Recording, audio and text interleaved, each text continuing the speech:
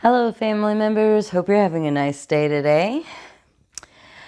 I want to tell you about something that I just found out about earlier today that has me a little bit, I'll say a little bit irritated right now. But let me tell you how I found out about it first, because that is actually pretty relevant. So, there's this YouTube channel called the Ace Couple podcast, and it is what it says on the tin. It's a podcast that's done by a married couple, who are aspec on the asexual spectrum, and the YouTube uploads are just the podcast. There's no visual component, and that's not something I would normally watch because I kind of like to have the visual component. Like, not an audiobooks type person. I'm not a podcast kind of person. But they talk about things that don't get talked about by almost anybody else sometimes. There's just not that many people who are asexual focused and do topical material like this. And this most recent video that they put up was about another podcast by Trevor Noah and a guest that he had on about a month ago named Scott Galloway. And I hadn't heard about this before, but they explained that in this podcast, this man says the most deranged, explicitly asexual, phobic kind of stuff you could possibly imagine. I mean, the aphobia is extraordinarily blatant and kind of dangerous in the way that it's phrased, because he frames us as dangerous. Every accusation is a confession with these people, I'm telling you. Oh my gosh. But it kind of struck me because, number one, I hadn't heard about it anywhere else, and it was so blatantly queer-phobic that you would think that maybe some queer media would have paid attention, but... And also, I always thought that Trevor Noah was kind of a respectable dude. And, I was a little disappointed with the way that he left The Daily Show. I won't deny that. But, I read his book. I actually recommended his book to a lot of people. I thought he had a lot of interesting points of view, things to say. And I thought he was a good guy. But here he is on his podcast, platforming someone who is so openly bigoted, so ignorant in what he's saying.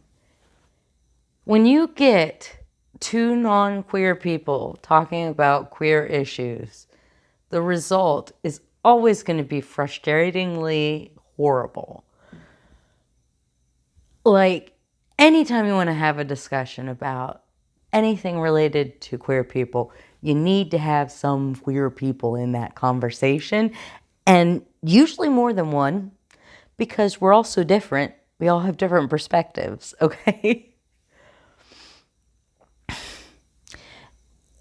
The one thing that's really annoying about this Scott Galloway guy, did a little more research after listening to the podcast, found about the only other person talking about this horrible interview and all of the awful things he said is Yasmin Benoit, who is an asexual rights activist / model who is awesome. And if you want to know more about her, I did a Yasmin Benoit and the Sexy Asexuals video not too long ago that gives you a little more detail about that. But this guy conflates incels and asexuals, but he also talks about incels and asexuals as if they're different things too. So I'm honestly not sure what he thinks he's talking about when he says asexual people, but he literally says asexual people are the most dangerous people right now. Let me repeat that. In the time that we are dealing with people being exiled, U.S. citizens being exiled, and people being arrested because the president doesn't like their political views, and I mean, all sorts of really gross, dangerous stuff is going on. And yet, asexual people are the most dangerous people right now, according to Scott Galloway. And he didn't even really get that much pushback in the interview. I don't think he got any pushback on the dangerous comment at all. And most of the pushback that I heard in the clips, because I didn't listen to the whole podcast, I will say that, but I did get watched several different clips of it, and most of what I saw as far as pushback came from the co-host, not Trevor Noah. I don't know who she is, but thank goodness she was there, so that at least somebody was pushing back on the like overt misogyny and queerphobia this guy was just throwing out there. Like,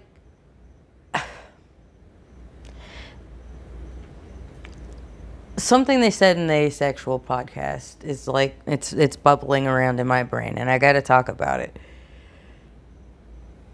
This Scott Galloway, what he's concerned about is the young men's loneliness epidemic, right? And it's so funny to me, the dehumanizing language he uses when he talks about it. He talks about people needing to be pushed into scenarios where they're more likely to mate. Using the term mate for human beings is a dehumanizing act. And he's saying that asexuals need to be pressured into mating for the emotional well-being of men. That single men are so lonely and they need a partner so that they can have that emotional fulfillment that they need. There is a more obvious solution, Scott Galloway, than forcing people who don't want to be in sexual relationships into sexual relationships. Y'all could just stop abusing young boys and each other and all of your peers, your elders. Just stop it, guys. You don't need to do this. From the time that you were infants, you probably had elders in your life that were telling you to man up, not to cry, not to show emotion other than anger or happiness. You may or may not have been one of the young boys who we all know exist that are coerced or pressured into doing sexual acts they're not interested in order to gain social cachet. If you don't want to be a loser, you don't want to die a virgin, right? I mean, think about, we grew up with the American Pie movies, and the whole point of it was that those guys needed to have sexual relationship with a woman in order to validate their coming of age. This is the messaging that men are passing on to the young boys in their lives. Older brothers, cousins, uncles, grandfathers, family friends. They're all always enforcing this idea that if you step out of line and if you're not the appropriate kind of man, that you are worthy of ridicule and any sort of abuse that they care to give you. Young men and boys physically abuse each other, emotionally abuse each other, verbally abuse each other, emotionally neglect each other, and condition themselves to believe that they can only ever have an emotional safe harbor with a romantic and sexual partner. One person only in their life. They believe that they're allowed to be vulnerable around. And I don't want to say it's all men. There are men out there who do not do this to the young men in their lives. But it doesn't matter because their peers will do it to them. You cannot, in this culture, as a man, grow up without these influences that are telling you constantly that you are not allowed to have a close emotional relationship with your best friends. That if you cry in front of them, that they would be right to mock you.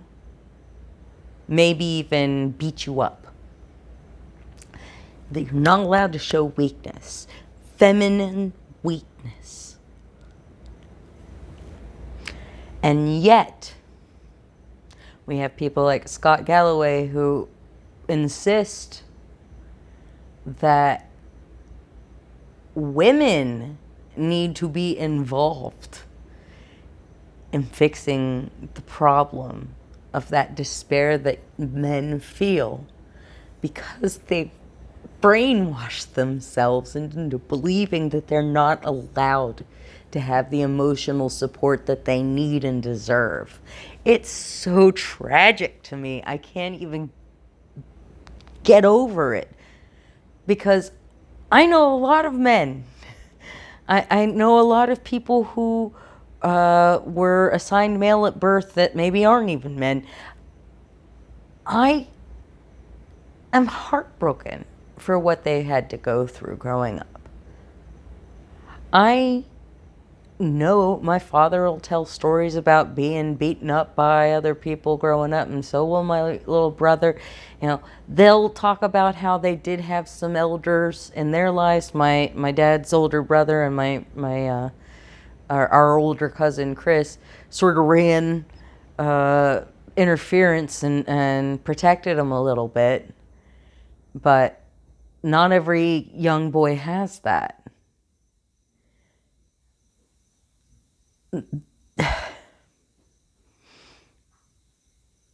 They will abuse themselves and then be frustrated with us. And I cannot tell you how often I see men say things like women need to be held accountable for our behavior.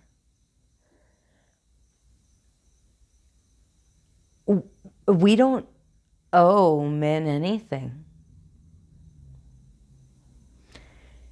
You can't hold me accountable for not being involved in a romantic or sexual relationship with men. That is ridiculous. Why would you do that? I'm not hurting anybody. I'm just trying to be my best self. You know, I tried really, really hard to be heteronormative. I did. I promise you. I tried dating many times and I can't. I don't I'm aromantic. It would be torment for me. But Scott Galloway thinks that I should endure that torment for the emotional betterment of some random dude. That's basically what he's saying.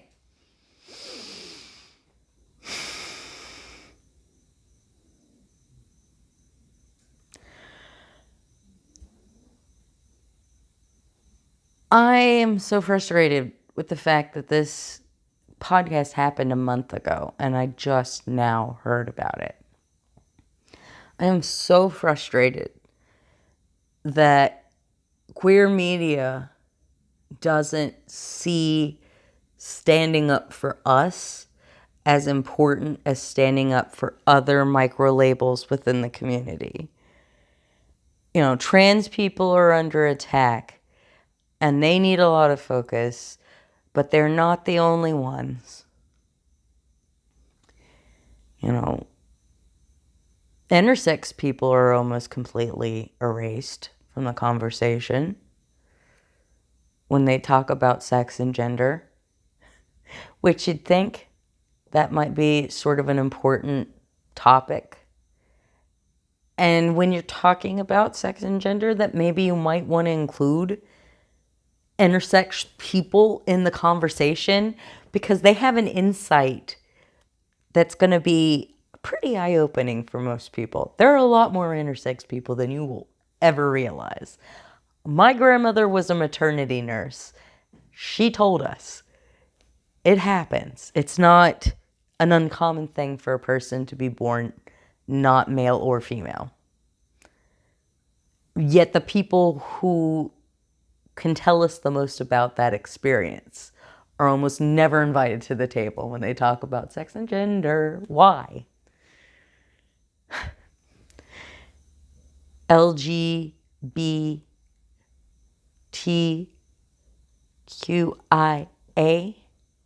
Who do you think the QIA are? A is aromantic. A is asexual, agender. Intersex is the I. And Q is questioning or queer.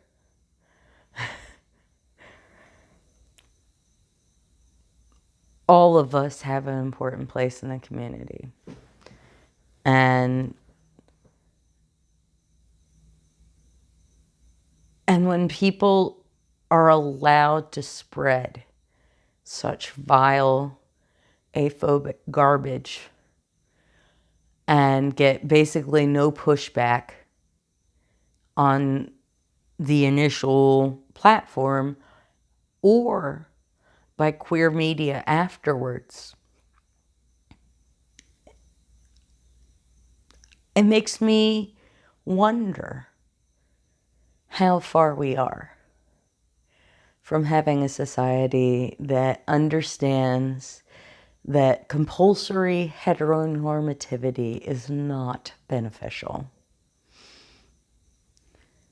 There are people who are cis and straight and who are happy to live the traditional lifestyle, although that's kind of a funny way to put it because, you know, people who didn't live in nuclear families have always been around, okay?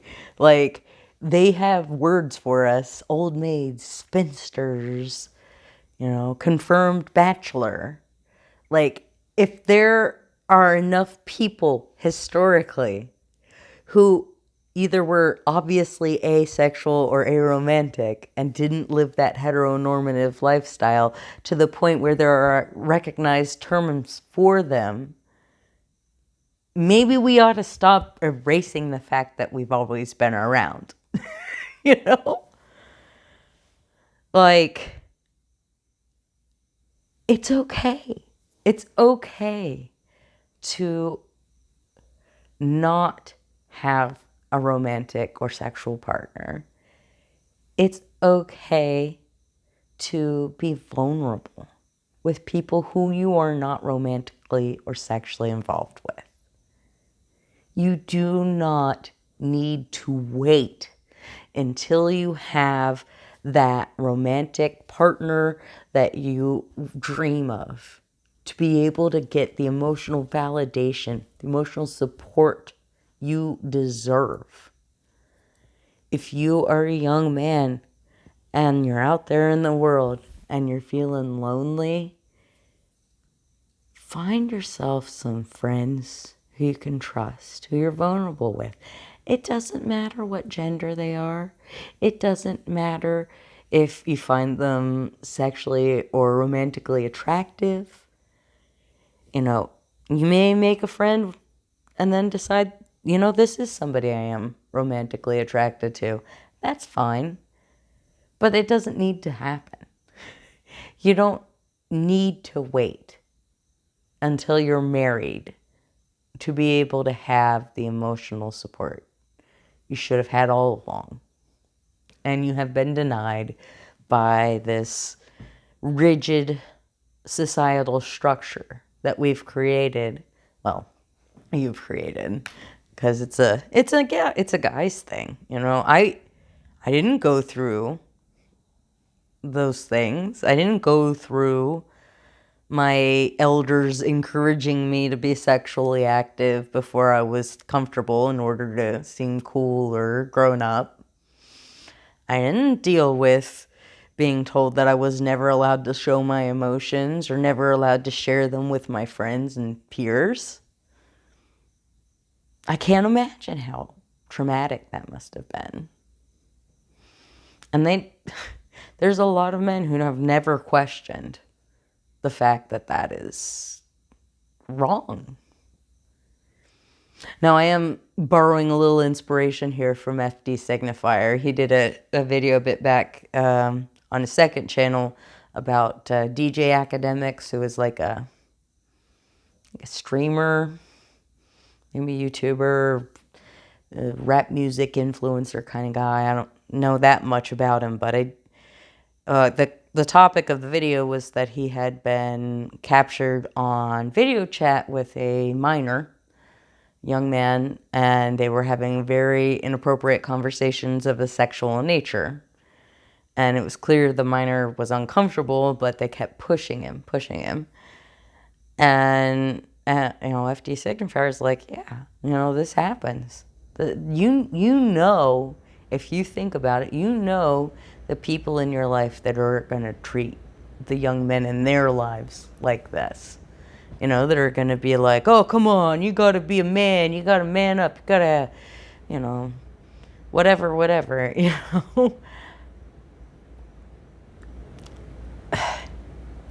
It's sad to me. I don't know. I just find it really tragic to think that men and boys are doing this to themselves and to their kids and grandkids and all the young people in their lives, and probably in a lot of circumstances they feel like they're doing the right thing by telling the young men in their lives to man up and not show emotion other than happiness or anger.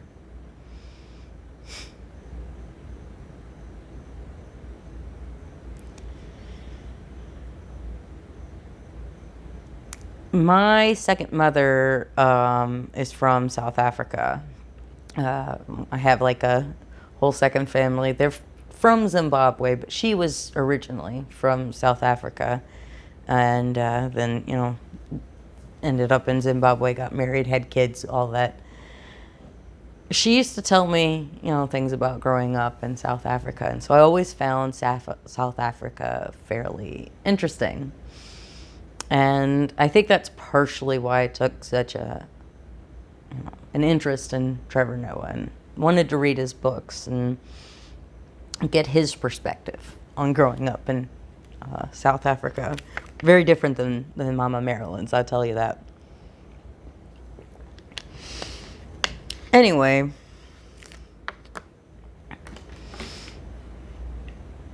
it's hard when you see someone who you believe is thoughtful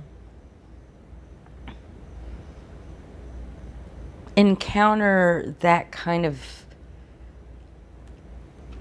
bigoted propaganda and apparently not even see that's what it is.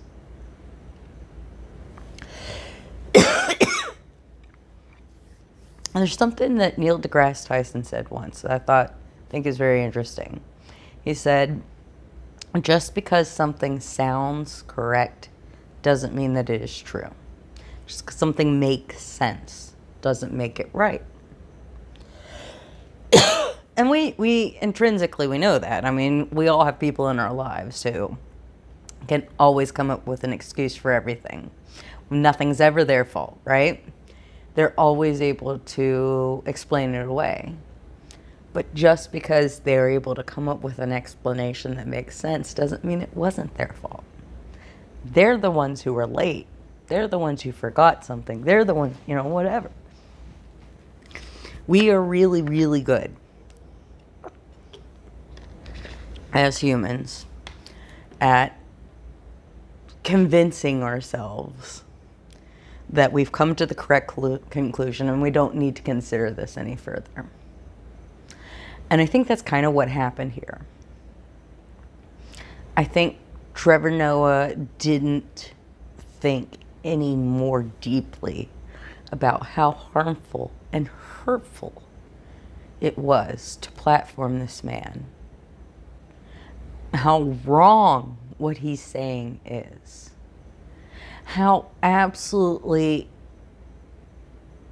galling it is for a man to say that asexual people are dangerous, are something a problem that needs to be solved. We have such a hard time getting people to understand that we're not broken. We're still fighting conversion therapy, corrective rape.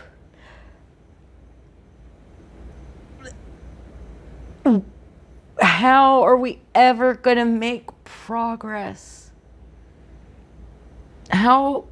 Are things ever going to get better for asexual people? How are we ever going to stop being so disrespected and marginalized and overlooked, except when we're convenient scapegoats, apparently? When somebody who is as intelligent as a Trevor Noah can't even see how harmful he's being, how dangerous and fascist the rhetoric is that is being spewed at him by this guest. I don't know why he had this conversation in the first place. I don't know why he would publish it on his podcast after it happened. I don't know why he still has it up on his YouTube channel. But he needs to take it down. He needs to stop talking to people who aren't queer about issues related to queer people. If you're talking about sex and sexuality and you're not including any queer people in the conversation, you're doing something wrong. And the fact that that is not obvious to all non-queer people out there, that they should not try to have a discussion related to sex and sexuality, does not include us, some queer people at least. I don't know. It's just very frustrating to me. And so I had to talk about this. I had a whole other video I wanted to make instead. I have to do this now because this is so frustrating to me. So there we are. And I better stop because I could rant about this all night. But I just want to say, do better, Trevor Noah. Do better, queer media. This is frustrating, and this should not have happened.